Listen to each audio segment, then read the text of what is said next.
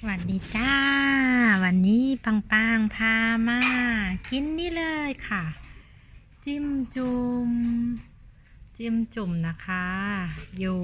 เมืองเดชนะคะ เดชอุดมร้านพอกัน อันนี้เป็นชุดใหญ่นะคะ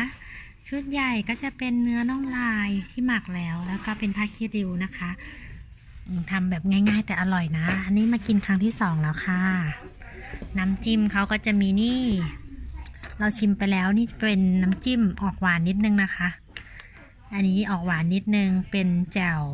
เปรี้ยวหวานเผ็ดนะคะ แล้วก็อันนี้ก็จะเป็นน้ำจิ้มเหมือนเป็นขมอะค่ะขมและเค็มนิดนึงเหมือนเป็นบีกัวแบบนี้บีกัวเจ่วเพี้ยอะไรประมาณนี้นะคะอร่อยค่ะผักก็เยอะดูสิผักก็เยอะเนาะมีกะหล่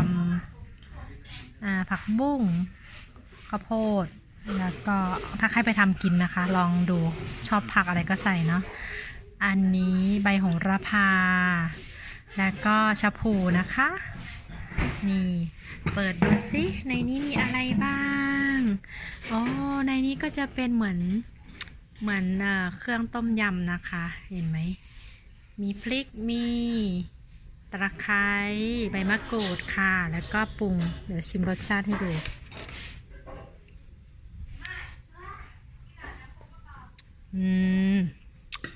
ก็เป็นนัวๆนะคะเค็มหวานนิดรสชาติดีนะคะเอาไว้ลวก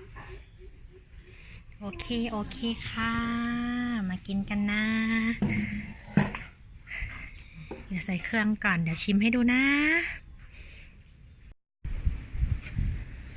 ก็นี่เป็นชุดใหญ่นะคะชุดใหญ่ของเขาราคา199นะเนื้อน่องลายเลย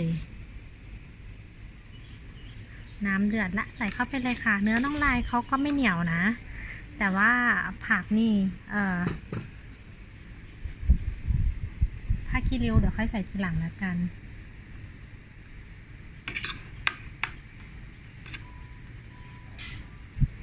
กิน2 คนอิ่มเลยอะแบบนี้ชุดใหญ่น่ากินน้ำนี่ร้อนมากเลยนะคะเดี๋ยวปิดไว้สัก3-4 นาที5 นาทีละกันให้เขาสุกโอเค